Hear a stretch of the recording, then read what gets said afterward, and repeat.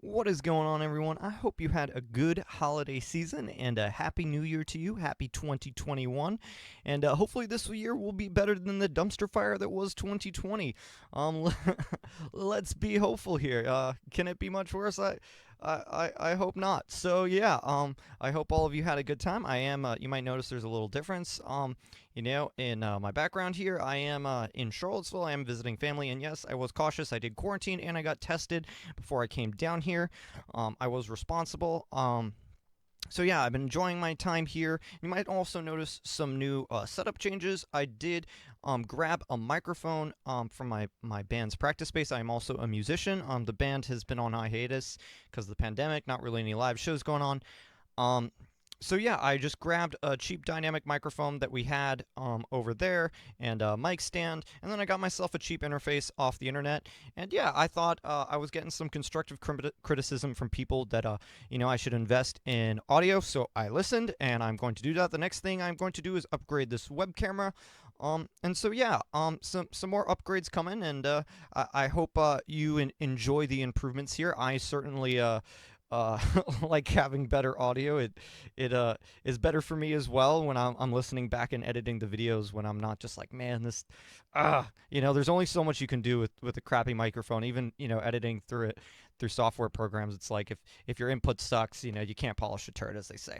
But anyways, let's dive into today's topic. And so we're going to be covering a lot of topics. I thought now that we're in 2021 now, we do kind of a reflection on 2020 gaming and the future of gaming, not just 2021, but looking ahead. So first, let's talk about 2020. Well, it was a dumpster fire for gaming as well. Yes, we got some monumental improvements in terms of, graphics cards and stuff like that. We got the new consoles releasing, which I think will be very important in the next few years, and I'll talk about that a little more later. But the lowest common denominator is not so low now, to kind of sum it all up, and that's going to mean a huge leap, I think, for gaming and quality of games going forward over the next few years. So yeah, and we also have the GPU availability, which has been terrible. There's been a huge demand and increase in people coming into the gaming and tech space because a lot of people are working from home, have a lot of time on their hands, a variety of different reasons related to the pandemic. So yeah, there's been this huge demand, not enough supply. Things aren't looking good, and because of the economic woes as well, Bitcoin. Has been skyrocketing again, leading to another mining craze. And because the new RTX cards, the Ampere architecture is very good for mining, we are now we already heard about bunches of GPUs being sold to miners directly, and now that the mining craze is really taking off, it might be 2016 all over again. Plus, already other factors that are affecting, already increased demand and supply line issues. It's it's just not been good. And then AMD came out with these awesome new CPUs, and you can't buy them still. And then their old CPUs are selling for a lot more than you used to. Even buying a 20 series card from NVIDIA or an old card from older, not they're not really old, but an older card from AMD, they're just all astronomically marked up right now. I mean, it is crazy. I am seeing 2060 Supers selling for like $600. Like, it's, and that's not even a rarity. There is so much. All of these cards are selling for more than they originally sold new for on eBay. Even if you go to a retailer like Amazon or Newegg, cards are selling for way above their MSRP. And the new cards, you can't even buy them. You have to. I mean, I have been religiously following stock or bot stocks, or you know what I freaking meant. Um, Stock alert, like bots for stock alerts, and I still haven't come up with anything. Um, and I know a lot of people have been more lucky than me, but I just haven't had any luck. And I know I'm not alone there. So 2020 has been an interesting situation, and then we got these new consoles that came out that were just smoking hot, and they were a huge performance. We had really fast SSDs, really good CPUs, eight cores, nice CPUs in them, and then great GPUs in them. That pretty much, like, it just Like literally 4K gaming has come to the masses now. It is quite impressive what these consoles are able to do. And no longer are consoles limited to that 30 frames per second. It is a brand new world. And this is going to mean, even if you're a PC gamer like me, primarily, I do have an old console. I haven't gotten the new ones yet. I probably won't for a little while until they're easy to buy. But this is still good because this means over the next, 2 or 3 years, we're going to get a huge leap in graphic technology as games start to be, really take advantage of this. And for example, once games completely drop, former Xbox One and PlayStation 4, and they are just coming out on PS5, the Xbox X and S, and then PC, we're going to see a huge leap in performance because they're going to be able to cut out all those, lower performing systems. And that also means that for PC, the system requirements are going to get a lot higher. There's, from what I've read, a 2070 Super is kind of comparable to what the current console or the new consoles are able to do. So, yeah, in the future, this will be a good thing for us. But right now, you can't buy them, and everything's kind of screwed. So it's not good yet. But I think over the next few years, it will. And also, I think looking forward to the future, I think another thing that we're likely to see is hard drives or solid state drives being included as part of system requirements or recommended system requirements. Probably not the minimum spec, but probably for recommended, more and more games will be including SSDs and maybe even read and write speeds. Now that we have these consoles with really high performing SSDs in them, that is going to start to be a factor. And a lot of developers have been saying the one thing that they really wanted was a good SSD. And I think what we're going to start to see is games will still, like for the PC, have like, hard drive mode. For example, like Cyberpunk, it has like a slow HDD mode. And I think games will have that. But for the recommended specs, they're going to be recommending solid state drives. And I think it's very possible within a few years, developers might just stop optimizing for hard drives, and you're really screwed if you do use a hard drive. And this is a good and a bad thing because hard drives are dramatically cheaper for a lot more storage, but that gap isn't as dramatic actually as it used to be. Unless you're talking really high capacity drives, for around 1 terabyte of storage, you can get a good solid SSD for not a lot of money.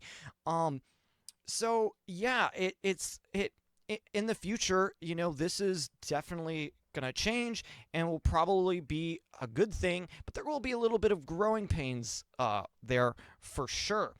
And the other thing that I foresee looking forward to the future is VRAM, and I think the whole VRAM landscape is going to change. There's going to be as these games get more graphically intensive, they are going to require more VRAM, and that's one reason why the current lineup of RTX cards I think is kind of a joke. So what if they perform really well if they're not going to last you, a few years? Most people when they buy a GPU, when I buy a GPU, I want it to last me about 3 years. And you're really not going to get that from the current lineup of cards. And AMD has offered much more VRAM on their cards, literally 16 gigabytes, versus 10 gigabytes on the 3080. I mean, it's like, what are you doing, NVIDIA? And they recognize this, and they recognize that they botched their lineup with VRAM, and they skimped on it too much for the upcoming landscape. And so now we have 60 class cards that are coming out with 12 gigabytes of VRAM. That doesn't even make sense. It really doesn't, and it's just it really frustrates me because it's like, obviously we'd rather see 12 gigabytes on the 80 than a 60, because people buying the 60 are probably not 1440p or 4K gaming. I would hope not, because that's not a great card for that. So yeah, I mean and they're going to come out with the 3070 Ti that's going to have more VRAM, and then they're coming out with a laptop variant of the 3080 that's going to have 16 gigabytes, and I will be so pissed at NVIDIA if they do not come out and release a 16 gigabyte version of the 3080 eventually. I hope they do, and if they're doing it for laptops, why wouldn't they do it for desktops? But we really don't know yet. We really have no idea. And so it's very obvious to me that NVIDIA really didn't think about their lineup too well in terms of VRAM. They really thought they could get away with skimping because they were giving these huge performance gains, and I don't think that's true. I don't think you can get away with it no matter what. So what if your card runs really fast if you don't have enough VRAM to run the games you want to run? And for today, for beginning of 2021, 10 gigabytes on a 3080 is completely fine. But going forward the next year or two, we are in a huge every so often we get in this period where we're going to start to get huge generational improvements within a few years, and we are in that period. The new consoles have come out, everything's getting faster. We're going to get DDR5, CPUs are getting a lot faster and more cores, and everything is going to be changing. The consoles are 8 cores, and I think that's going to become the new minimum. 6-core CPUs aren't going to be holding up very well, and not too long. 8 cores will be kind of the new standard, and I think there's just going to be a lot of change here in the next few years, and I think that games will start to look a lot better. Hopefully, they'll be better optimized, and when it comes to ray tracing, I really don't know what the future of that will be. I think we're kind of at a critical point here over the next, 3 to 5 years where we'll kind of really see if ray tracing sticks or not. And I personally don't care. I'm not really I used to be a fan of ray tracing, and then I really started to compare for myself ray tracing on versus off. And in my head, I was thinking, man, these games look really good, and thinking that it was the ray tracing. But then I turned ray tracing off, and I was like, wait, it looks the same. I can't notice the difference.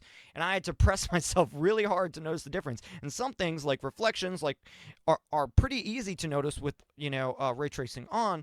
But the lighting, for example, sometimes ray trace lighting actually looks worse to me than regular lighting. And maybe that's because it's more realistic, and sometimes that realistic doesn't always mean better. When you can kind of hop up a scene and make it look really beautiful, that might not look as realistic, but it sure is aesthetically pleasing.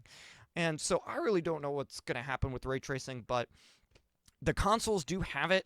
And so that kind of leads me into my next thing. Because AMD has swooped in on the console market with some really good performing cards in there, or GPUs in there, things I think are going to change as more, they are going to be optimizing for ray tracing on AMD. I think the gap between NVIDIA and AMD is going to close dramatically. And I think that they are going to give NVIDIA a run for their money when it comes to ray tracing. Now, even with that said, I don't know if ray tracing really is the future anymore. I am pretty doubtful on that. It almost seems like NVIDIA's been trying to shove this so hard down people's throats, and eventually people have started accepting it, and a lot of people aren't, and I don't know. And then you got features like DLSS, which I think do offer a lot of potential for the future and will help people get more life out of their graphics cards. It's like when your games start not running as well, you can slap on DLSS, and especially for 1440p and 4K gamers, I think DLSS is huge. But for me, a 1080p gamer, I like DLSS off. I can, even on quality, I can notice a difference between DLSS on versus DLSS off, and it does depend on the game. Some games, DLSS literally is so hard to tell the difference on. Other games, it's like, man, this doesn't look as great. So it kind of depends on the optimization there, and I think over time, DLSS will prove itself more and more as a viable tool to get more life out of your graphics cards and get more performance. But it is disappointing that with ray tracing, even with these new Ampere cards, for a lot of games, you need DLSS on to get an acceptable frame rate. You can't just, turn ray tracing on. And there are games where ray tracing, you can get 60 frames per second on not a high-end card. My 2060 in Call of Duty, Black Ops Cold War, I do turn ray tracing on in that game, and it works fine. It's over 60 frames per second. So yeah, I mean, it kind of just depends on the game and the optimization, I think.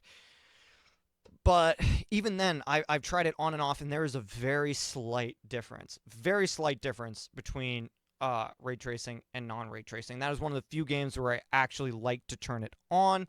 But even then, sometimes I turn it off because I'm just like, I just want more. For example, if I'm going for like a high round attempt in zombies and I really want to be on my A game, I would rather have getting that full or close as I can to 144 hertz of my monitor versus just having around 60 frames per second and making it look slightly prettier, very slightly. And like I said, in most other games, I don't notice a difference. Like I really don't, and sometimes it even looks worse. So it kind of depends on the implementation. But going forward in the future, I think VRAM is going to be more and more of a concern, and I think we're kind of a generational point. Looking back at say like the 960, the 960 was a 2 GB card, and then the 10 series comes out and they offer the 1060 with 6 GB and a 3 GB. Now look at what's happening now, where we have a 3060 with 12 GB and a 6 GB that's going to be coming. And I think what that means is that the 4000 series, it's just going to be 12 GB on the 4060. Every card is going to get more VRAM, and the new standards will be raised by a few gigabytes per class of GPU. AMD has already shown that they are committed to providing more VRAM for the money than NVIDIA, and NVIDIA has to keep up with this, and they have shown that they are nervous about this, hence releasing a 60 class card that has more VRAM right now than a freaking 3080, and all of their TI and upcoming stuff that's going to have more gigabytes or of VRAM than the base models. But for something like the 3060 Ti that has 8 GB and then 3060 that has 12, it's like, huh? And like I said, the 3080 10 GB too. It's like the RTX lineup from 2020. Hopefully 2021 the new releases will make much more sense than the ones that came out in 2020 did. Because the ones that came out in 2020, there was so much hype around them, man. And I bought into the hype at first, but then when I really had time to settle, I was like, man, these are not good deals. And shit, the only one I would buy would be a 3060 Ti. That's the only one that somewhat excites me, and that's only for 1080p gaming, because I think 8 GB is enough of a frame buffer for 1080p gaming. I think that's a great card for high refresh rate 1080p gaming. Besides that, it's like the 3080 is not a 4K card going into the future. The 3070 is, 8 GB even for 1440p is not going to be enough going into the future. So it's kind of just like they bought, in my opinion, their whole lineup of 2020. Even if you take supply out of the equation, it was a botched lineup. They grossly, I think, underestimated how powerful AMD's cards would be and how competitive they would be to them. And now they are scrambling. They thought they could get away with it, and they couldn't. So, looking more forward into the future, I want to go back to what I said about that 8-core thing. I think 8 cores is going to become the new 6 cores, so to speak, where that's going to be kind of, 6 cores right now is considered, colloquially, not like officially. There's no like official, oh, you need 6 cores. It depends on the game requirements when you're looking at each specific game. So there's not an umbrella thing you can say. But in general, 6 cores is considered right now all you really need for gaming. And I don't think that's going to hold up true in the future. And the reason is the 8 cores on the consoles and just the way things are moving. And now games are really starting to optimize for more threads and more cores, and I think that's going to increase dramatically going into the future. So I think 8 cores is going to become the new normal. And now I also want to talk about Intel, the upcoming releases of 2021. So I think Intel's new CPUs, I am hoping to God there's been some links saying that they are going to be really good, and they are going to be I'm hoping they take back the gaming crown. And but before y'all yell at me as an Intel shill or whatnot, I own AMD CPUs. I like AMD. I thought they are much better value for money right now. And ironically, Intel is the better value for money right now because of the current market and the demand for AMD and them not having enough 7-nanometer wafers and Intel having a crap ton of 14-nanometer wafers. So Intel's the more value buy right now because they got stock. So yeah, and they can offer them at really whatever price that they want, because they are so massive when compared to AMD. But the reason I so desperately want this to succeed is the same reason that when Ryzen came out, we were desperate to see them succeed, because if they didn't succeed with Ryzen, that it would just become one company dominating the CPU market for desktops. And that's not what I want to see. And even now, we just have a duopoly. There's not really, we have the M1s coming in, but those are really, they're really really great for laptops, for their efficiency. And right now, there's no other ARM processors for, if you don't want to use Apple, and Apple's not good for gaming. So, or they're the new ones, you can kind of game on them, but they're not really, gaming. They don't come with discrete GPUs in their laptops. So as of now, Apple's not really a valuable source for gaming. So to me, they don't really matter a whole lot. But they do matter in the sense to keep track of them and keep, where the industry is going. And I do think, probably over the next 5 to 10 years, we will start seeing more and more ARM processors come.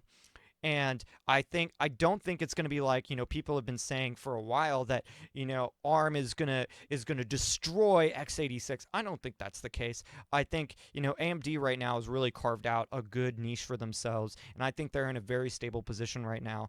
And sure, ARM is much better for power efficiency, and it does have a lot of inherent advantages, but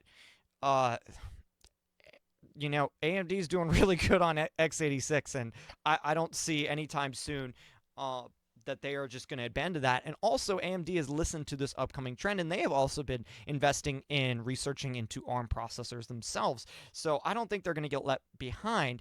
Intel is the one I'm really worried about getting left behind now, because they have been stuck on this freaking 14 nanometer wafer. Yes, they've had some 10 nanometer releases, but they are, their new release is going to be 14 nanometer, 10 nanometer backported to 14 nanometer, and it's only going to have 8 cores, and only 8 cores. Yeah, 8 cores for gaming is completely fine. That is going to be the new kind of baseline.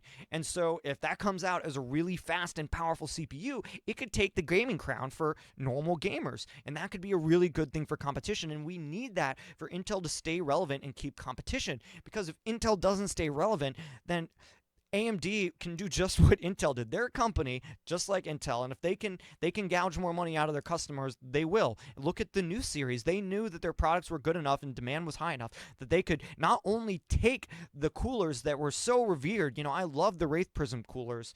They took those out. They don't even offer a cooler and raised the price $50. So in reality, they really raised them about $100, because you're going to need to buy yourself about a $50 good cooler, and it's $50 more already.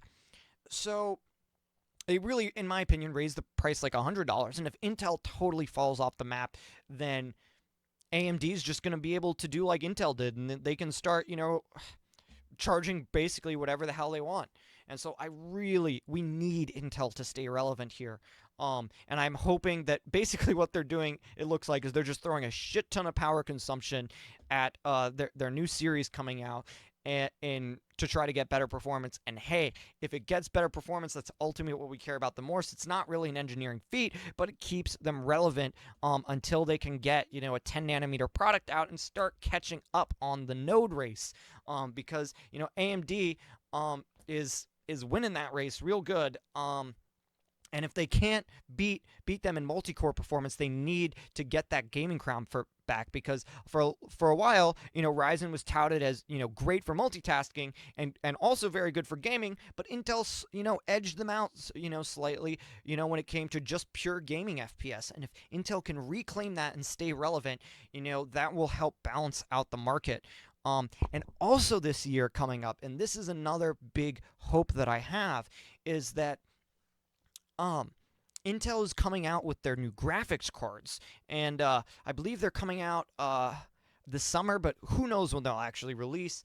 But we need these to be good as well, because right now we are seeing the prices of GPUs, and they are just terrible.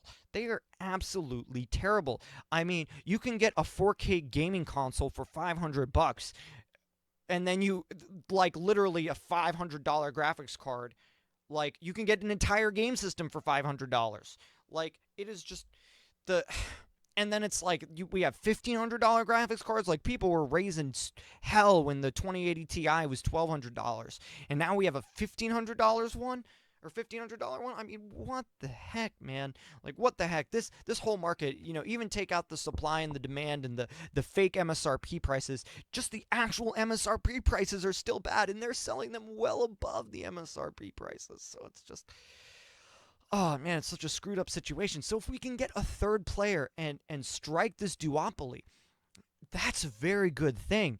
And what I'm thinking Intel is going to do here is they're going to offer. It's not going to be competing in the high end, but it's going to be competing, for the average gamers out there and offer great price to performance. And they can afford to do this. And I hope that they do this because they can afford to do this. And that's the only way that they're going to be able to kind of break into this market, kind of like AMD did with Ryzen, where they're like, we're going to offer you so much more cores for your value that it made everyone be like, huh?